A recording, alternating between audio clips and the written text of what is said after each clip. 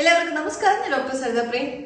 നിങ്ങൾ ഇന്നൊരു പ്രോഡക്റ്റ് പരിചയപ്പെടുത്താനാണ് ഞാൻ വന്നിരിക്കുന്നത്. കാരണം പലരും ഒരുപാട് സിറംസ് ഒക്കെ ഉപയോഗിക്കാറുണ്ട്. പക്ഷെ എല്ലാവർക്കും ഈ സിറംസ് എന്തിനാണ് ഉപയോഗിക്കുന്നത് അല്ലെങ്കിൽ ഏത് സമയത്താണ് ഉപയോഗിക്കുന്നതെന്നും അറിയാറില്ല.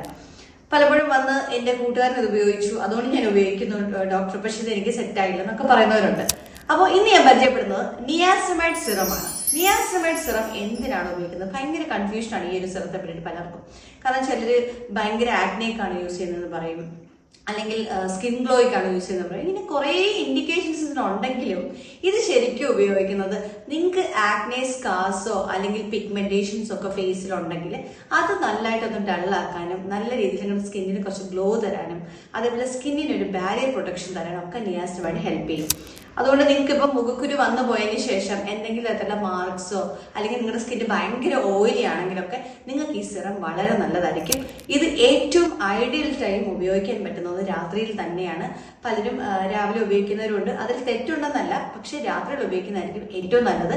നിങ്ങൾ രാത്രിയിൽ മുഖം നന്നായിട്ട് കഴുകിയതിന് ശേഷം ഒരു 2 to 3 ഡ്രോപ്സ് എങ്കിലും നിങ്ങളുടെ ഫേസിൽ അപ്ലൈ ചെയ്തിട്ട് ഉറങ്ങുന്ന മുമ്പ് അപ്ലൈ ചെയ്യുകയാണെങ്കിൽ വളരെ നല്ല റിസൾട്ട് നിങ്ങൾക്ക് കിട്ടും. നിങ്ങളുടെ സ്കിന്നിലെ എക്സസ് ആയിട്ടുള്ള ഓയിൽ കൺട്രോൾ ചെയ്യുകയും നിങ്ങളുടെ ആക്നെ സ്കാർസ് അതേപോലെ തന്നെ പോസ്, അതായത് ചെറിയ ചെറിയ കുരുവൊക്കെ പൊട്ടിച്ചു വിടുന്നവർക്ക് ചെറിയ ചെറിയ കുഴികളൊക്കെ ഉണ്ടാവല്ലോ, അതൊക്കെ ഒന്ന് കൺട്രോൾ വരാനായിട്ടും നിങ്ങളുടെ സ്കിന്നിന് ഒരു ഗ്ലോയി ലുക്ക് കിട്ടാനായിട്ട് നിയാസിനമൈഡ് സിറം ഏറ്റവും നല്ലതാണ്. നിയാസിനമൈഡ് എല്ലാവരും ചെറുതിലേ കേട്ടിട്ടുള്ള കാര്യമാണ്.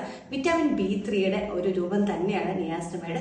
അതുകൊണ്ട് ഇത് നിങ്ങൾ ഉപയോഗിക്കുന്നത് ഒരു ദോഷവും നിങ്ങളുടെ സ്കിന്നിന് ചെയ്യില്ല.